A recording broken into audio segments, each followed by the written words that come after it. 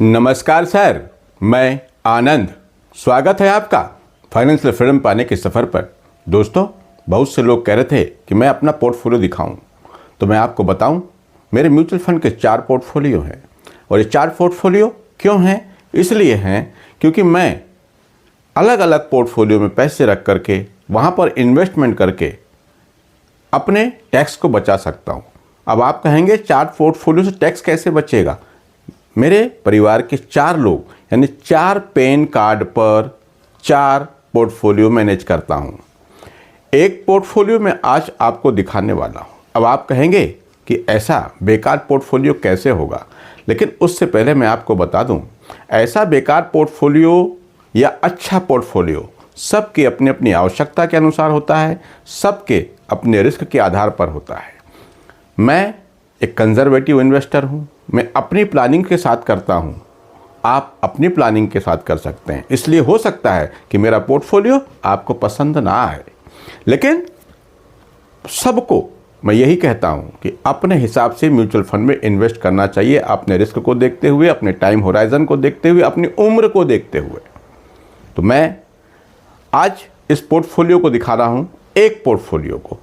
4 portfolio मेरे mutual fund के हैं और 2 पोर्टफोलियो स्टॉक मार्केट पे है, जहाँ पर मैं शेयर में ख़रीदना बेचना, मगर वो भी मैं अगर करता हूँ तो वहाँ पे F&O वगैरह नहीं करता, इंट्राडे नहीं करता, बल्कि पोजिशनल लेकर के रखता हूँ और बेचता हूँ, जहाँ पर मैं ETF और कुछ शेयर खरीदता बेचता हूँ। चलिए मैं ये पोर्टफोलियो दिखाता हूँ और साथ ही मैं इसके बाद आपके कुछ कमेंट लूँगा। लेकिन उससे पहले मेरा आपसे निवेदन, कृपया चैनल को सब्सक्राइब कर दीजिए, नोटिफिकेशन की बटन को ऑन करके ऑल का घंटा दबा दीजिए। और हाँ, म्यूचुअल फंड को लेके आपके मन में कोई भी सवाल हो तो कमेंट बॉक्स में जाकर लिखें, मैं आपके सारे सवाल पढ़ता हूँ और सबका जवाब देता हूँ। चलिए देखते हैं मेरे पोर्टफोलियो में ऐसा क्या है जिसे मैं कह रहा हूँ कि ये सबको पसंद नहीं आएगा।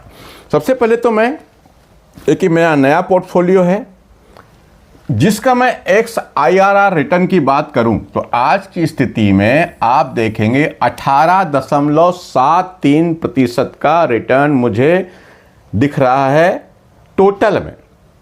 क्योंकि म्यूचुअल फंड में जब हम इन्वेस्ट करते हैं तो हमको XIRR रिटर्न ही देखना ज़्यादा अच्छा होता है। म्यूचुअल फंड के लिए XIRR रिटर्न ज़्यादा अच्छा होता है। अब आप मेरे फंड को देखेंगे तो मेरे पास में है ICICI Prudential large cap fund direct growth plan.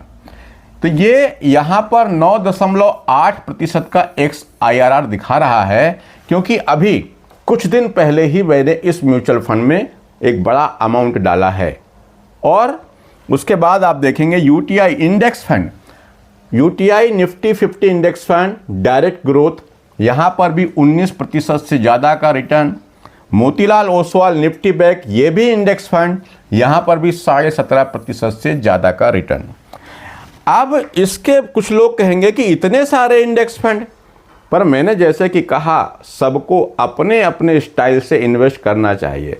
मुझे ये इन्वेस्टमेंट आइडिया अपने लिए अच्छा लगा, मेरी उम्र के हिसाब से अच्छा लगा। क्यों? क्योंकि देखिए, इंडेक्स फंड जो होते हैं इनका जो रिटर्न होता है वो एक्टिव मैनेजमेंट फंड जो होते हैं म्यूचुअल फंड उससे कुछ कम होता है, लेकिन इसका एक्सपेंस रेशो भी अच्छा होता है, कम होता है, मतलब कम होता है इसका expense ratio. HDFC small cap की बात करूं तो यहां पर भी आप देखेंगे 27.5% का रिटर्न मुझे इस स्मॉल कैप में है। आदित्य बिरला सन लाइफ फ्लेक्सी कैप फंड, यहां पर आप देखेंगे तो मुझे 26% का XIRR रिटर्न दिख रहा है। वहीं Nippon India multi cap fund की बात करूं तो यहां पर आप देखेंगे 18% का रिटर्न है। Axis large cap fund direct growth 16.1% का। मिरे एसेट ELS, अब ये जो Mirae asset ELS tax saver fund है, ये मैंने कहीं दूसरे ऐप से खरीदा था। यहाँ पर सिर्फ मेरे ख्याल से कुछ रुपए ही लगे हैं मेरे, और मैंने इसको ग्रो ऐप में लाया है। तो यहाँ पर भी आप देखेंगे 17.9% का return. Nippon India growth fund, ये फंड इस पोर्टफोलियो में नहीं था, इसको मैंने अभी कुछ दिन पहले मार्केट की गिरावट जब हुई तब खरीदा, इसलिए आपको ये इतना ज़्यादा XIRR रिटर्न दिखा रहा है, क्योंकि अभी 1 साल इस इन्वेस्टमेंट को नहीं हुआ है। वहीं निप्पॉन इंडिया स्मॉल कैप देखेंगे 76%, क्योंकि ये स्मॉल कैप भी इस पोर्टफोलियो में नहीं था। वहीं मैंने एक फंड ये आदित्य बिरला का है, यहाँ मैंने सिर्फ 500 रुपये रखे हैं, मेरे सिर्फ 500 रुपये डाल के रखे हैं, उसके बाद कभी इस पर इन्वेस्टमेंट नहीं किया और ये 13.5% का रिटर्न यहाँ पर भी दिखा रहा है। अब आप यहाँ पर अगर देखेंगे तो कुछ लोग कहेंगे कि यहाँ पर आपका ज़्यादा एक्सपोजर लार्ज कैप में है। जी हाँ, इस म्यूचुअल फंड पोर्टफोलियो में मैंने ज़्यादा पैसा लार्ज कैप में डाला है, क्योंकि मुझे इस पोर्टफोलियो को इस तरह से ही मैनेज करना था कि कभी भी इसकी आवश्यकता पड़ सकती है, मतलब शॉर्ट टर्म के लिए। अब यहाँ से कुछ पैसा मैंने रिडीम भी किया है, 1-2 बार यहाँ से मैंने कुछ पैसा रिडीम भी किया है। अब सवाल ये उठता है कितने फंड हैं मेरे पास में, तो आप देख रहे होंगे कुल 11 फंड यहाँ पर हैं। अब 11 फंड क्यों हैं? 11 फंड में 2 फंड तो ऐसे हैं जो मैंने किसी दूसरे ऐप से खरीदे थे और वो पड़ा हुआ है, थोड़ा सा पैसा है, तो 2 फंड तो उसके हैं, वो एक्सटर्नल वाले। और उसके बाद 9 फंड यहाँ पर इसलिए हैं, वो भी कहीं ना कहीं टैक्स सेविंग प्लानिंग के हिसाब से मैंने रखा है कि अगर वो लॉन्ग टर्म के हो जाते हैं और वहाँ पर जो भी इन्वेस्टमेंट हुआ होगा, जो भी प्रॉफिट होगा, मैं उसको स्विच करके किसी दूसरे म्यूचुअल फंड में चला जाऊंगा, पूरा का पूरा पैसा। क्योंकि हिसाब लगाने में कई बार बड़ी दिक्कत होती है जब हम स्विच करते हैं, रिडीम करते हैं टैक्स हार्वेस्टिंग के हिसाब से, तो ये समझ में नहीं आता कि हमने जो पैसा निकाला वो वाकई में हमारा प्रॉफिट है या प्रॉफिट कम हुआ और हम अपना खुद का इन्वेस्टमेंट की यूनिट ज़्यादा बेच रहे हैं। इसलिए कुछ फंड मैं ऐसे करता हूं जो मुझे स्विच करने के काम पे आते हैं। जैसे ही वहां पर मुझे लगता है कि मैं 1 लाख, 1.25 लाख के प्रॉफिट पर होता हूं, तो मैं उसको स्विच कर देता हूं। और ये सारे प्रयोग मैं हर पोर्टफोलियो में नहीं करता। मेरे बाकी 3 पोर्टफोलियो हैं जहां पर मैं कोई एक्सपेरिमेंट नहीं करता, वो मेरा लॉन्ग टर्म के लिए इन्वेस्टमेंट करता रहता हूं। लेकिन अब आप कहेंगे पैसा, देखिए पैसा कितना है, क्या है, वो उससे ज़्यादा मायने नहीं रखता। आपको, हमको इस रिटर्न पर ध्यान देना है। XIRR रिटर्न ये बताता है। XIRR रिटर्न के बारे में पूरा वीडियो, सेपरेट वीडियो मैं आपको बना के दिखा दूंगा कि ये रिटर्न 3-4 प्रकार के रिटर्न दिखाता है। CAGR दिखाता है, एक्सक्लूड रिटर्न दिखाता है और XIR, तो हमको कौन से देखना चाहिए और क्यों देखना चाहिए, इस पर सेपरेट वीडियो मैं ला दूंगा। लेकिन म्यूचुअल फंड के मामले में हमको, अगर हम वहाँ पर SIP मोड में या कभी कभी वन टाइम, कभी SIP, कभी कुछ अलग अलग टाइम पे अलग अलग पैसा डालते हैं, तो हमको XIRR रिटर्न ही देखना चाहिए। ये आप ध्यान रख सकते हैं। यहाँ पर आप देखेंगे तो यहाँ पर ज़्यादातर एक्सपोजर आपको लार्ज कैप कंपनियों का ही मिलेगा। दोस्तों, ये मेरा पोर्टफोलियो है, एक पोर्टफोलियो। लेकिन मैं फिर कहूँगा कि सबके पोर्टफोलियो में अलग अलग फंड होना चाहिए। अब आदित्य बिरला की बात करूं, अब ये आदित्य बिरला जो है, अब ELS का फंड है, लेकिन आदित्य बिरला के अधिकतर फंड बहुत अच्छा परफॉर्म नहीं कर रहे हैं। इस पर भी मैं आपको एक वीडियो बना दूंगा और जल्दी ही आपको मैं small cap, mid cap, large cap में जो बुरे परफॉर्मेंस वाले म्यूचुअल फंड हैं उनकी जानकारी भी आपको अगले वीडियो में दूंगा। दोस्तों, चलिए मैं आपके कुछ कमेंट ले लेता हूं। कुछ कमेंट मेरे पास है, उस पर चर्चा कर लें। देखिए, मिस्टर सिंह, नमस्ते सर जी। सर, आपसे कहा था आप अपना पोर्टफोलियो भी शेयर करें।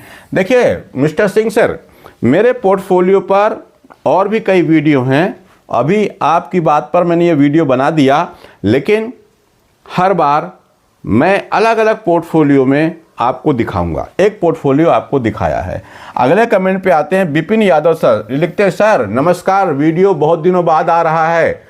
हाँ, कुछ व्यस्त थी सर, इस कारण से वीडियो नहीं आ पाया। सर, म्यूचुअल फंड में निवेश करने के बाद मिलने वाले रिटर्न का टैक्स जमा करने के लिए ITR फाइल करना होता है या रिडीम करते समय अपने आप टैक्स कट जाता है? देखिए विपिन सर, यहाँ पर जो आप जब रिडीम करते हैं ना, तो वहाँ पर कोई टैक्स नहीं कटता। आपको अलग से ITR फाइल करके टैक्स को जमा करना पड़ता है।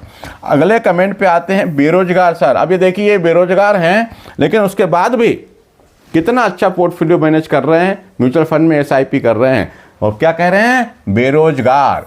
बेरोजगार सर, चलिए आपके पोर्टफोलियो को रिव्यू करते हैं। आपका टाइम है 20 साल का, बंधन स्मॉल कैप 3000 बिल्कुल ठीक। ICI prudential blue chip large cap 2000, Nippon India large cap 1000 और एचडीएफसी फ्लेक्सी कैप फंड 5000। देखिए, अगर आपका टाइम होराइजन 20 साल का लंबा समय है, 20 साल का, और आप मार्केट में बने रहना चाहते हैं 20 साल तक, तो मैं कहूँगा कि यहाँ पर भी आपका लार्ज कैप में, ये भी लगभग, ये भी लार्ज कैप है, ये भी लार्ज कैप, और ये फ्लेक्सी कैप जो है ये भी लगभग लार्ज कैप में ही अपना पैसा लगाते हैं। तो मैं ये कहूँगा कि ये लार्ज कैप वाले फंड को कुछ कम कर दें, तीनों में से इतने की आवश्यकता मुझे दिखाई नहीं देती, क्योंकि अगर आपका टाइम होराइजन लंबा है, 20 साल का है, आप रिस्क ले सकते हैं, तो आपको कुछ स्मॉल कैप मिड कैप में जाना चाहिए और पोर्टफोलियो को बैलेंस बनाए रखने के लिए, डर को कम करने के लिए कुछ पैसा ही लार्ज कैप में होना चाहिए। यानी आपका ज़्यादा पैसा जो है,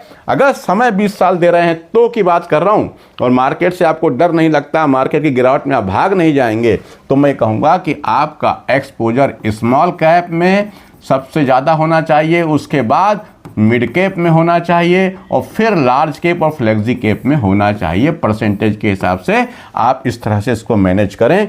आपका ज़्यादा पैसा लार्ज कैप पे लगा है, लेकिन अभी आप कहेंगे आपने तो पोर्टफोलियो दिखाया कि मेरे पोर्टफोलियो में ज़्यादा लार्ज कैप है। मेरे पोर्टफोलियो में है ना, सबके लिए अलग अलग हो सकता है। मेरे पास 20 साल का टाइम नहीं है इस पोर्टफोलियो को मैनेज करने के लिए। मुझे ऐसा लगता है, मुझे लगता है कि वो पोर्टफोलियो मैं जल्दी ही 2 साल, 4 साल, 6 साल कभी भी रिडीम कर सकता हूँ, इसलिए मैंने उसको वहाँ पे वैसे मैनेज किया है। अब आपको मैंने बता दिया आप कौन सा फंड ऐड करें, स्मॉल कैप में जाएं, मिड कैप में जाएं, ज़्यादा पैसा वहाँ पे करें, लार्ज कैप का पैसा कुछ कम करें, फ्लेक्सी कैप भी रखें, और हो सके तो एक खास कॉन्ट्रा फंड भी ले लें। एसबीआई का कॉन्ट्रा फंड एक अच्छा फंड है। चलिए अगले कमेंट पे आते हैं। ललित सर ये लिखते हैं, नमस्ते सर, मैंने 10 साल के लिए म्यूचुअल फंड में फोलियो बनाया है, क्या ये सही है या इसमें कोई बदलाव? एचडीएफसी फ्लेक्सी 10 साल का टाइम है आपका। एचडीएफसी फ्लेक्सी कैप फंड ठीक है, SBI large and mid cap ठीक है, इन्वेस्को इंडिया कॉन्ट्रा फंड ये भी ठीक है, एक्सिस स्मॉल कैप ये भी ठीक है। सारे फंड आपके अच्छे हैं, कंटिन्यू करें, कहीं कोई दिक्कत नहीं है, बने रहें। इस वक्त में शायद एक्सिस स्मॉल कैप का परफॉर्मेंस थोड़ा सा कम दिखाई दे रहा है, लेकिन ये परफॉर्मेंस कम ज़्यादा होता रहता है, उससे डरने की कोई ज़रूरत नहीं है, कंटिन्यू करें। सुनील सर लिखते हैं, नमस्कार सर, मैंने एसबीआई कॉन्ट्रा रेगुलर प्लान में 2000 की एसआईपी किया, डायरेक्ट प्लान कैसे करूं? देखिए, रेगुलर प्लान में लिया है, उसको डायरेक्ट प्लान में आप स्विच कर सकते हैं। आप जिस भी ऐप से करते हैं वहां पे स्विच करने का ऑप्शन आता होगा, तो आप वहां पर एसबीआई के ही किसी दूसरे फंड में जा सकते हैं। लेकिन ग्रो में क्या देखा मैंने, ग्रो में रेगुलर फंड तो नहीं होते, लेकिन अगर आपने किसी और म्यूचुअल फंड ऐप से या कहीं और से रेगुलर प्लान ले लिया है किसी और उससे, तब क्या होता है, मैं देखता हूं कि जब हम उसको वहां पे ला लेते हैं, वहां पे इंपोर्ट कर लेते हैं, तो इंपोर्ट करने के बाद जब हम उसको रिडीम करते हैं तो स्विच करते हैं, सॉरी रिडीम नहीं, स्विच करते हैं, तो वहां पर ऑप्शन आता है, इसी का आएगा, एसबीआई डायरेक्ट कॉन्ट्रा डायरेक्ट से रेगुलर से डायरेक्ट का ऑप्शन आता है। लेकिन अगर आपने किसी दूसरे म्यूचुअल फंड ऐप से किया है तो आप ग्रो में जाकर के आसानी से कर सकते हैं। इस पर भी कैसे क्या करते हैं उसका एक वीडियो मैं आपको, अगर नहीं हो पाया तो मुझे कमेंट कीजिएगा, मैं उस पर भी पूरा वीडियो आपको बनाकर दिखा दूंगा। चलिए अगले कमेंट पे आते हैं। मंजीत सर मैंने आउट ऑप्ट कर लिया है, लेकिन अभी भी 2 फोलियो नंबर दिखाई दे रहे हैं। देखिए, जो फोलियो नंबर बन गए हैं वो तो रहेंगे, उसको आपको फिर रिडीम करना पड़ेगा, तब जाकर, और रिडीम करके वो पैसे को आपको फिर से इन्वेस्ट करना पड़ेगा, तब जाकर हो पाएगा, या हो सकता है कुछ नया तरीका एएमसी के द्वारा लाया जाएगा, तो मैं आपको बताऊंगा।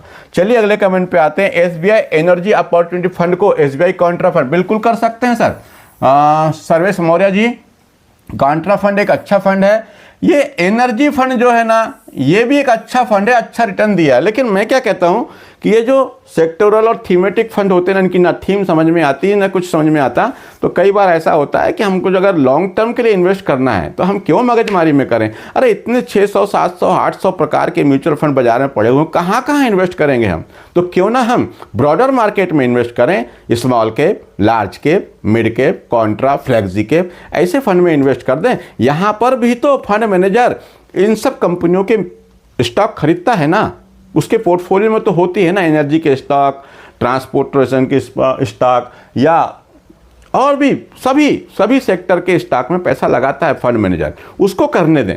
हम इतने एक्सपर्ट नहीं। हाँ, शॉर्ट टर्म के लिए अगर गोल है तो फिर आप थीमेटिक और सेक्टोरल में जा सकते हैं। बाकी मैं सेक्टोरल और थीमेटिक फंड को बिल्कुल पसंद नहीं करता। अगर मुझे ऐसे किसी सेक्टर थीम पे इन्वेस्ट करना ही है तो मुझे लगता है कि ज़्यादा अच्छा होता है कि मैं उसके ETF खरीदूं, तो ज़्यादा अच्छा रहेगा। दोस्तों, कृपया वीडियो को लाइक कर दीजिए और चैनल को सब्सक्राइब करना मत भूलिए।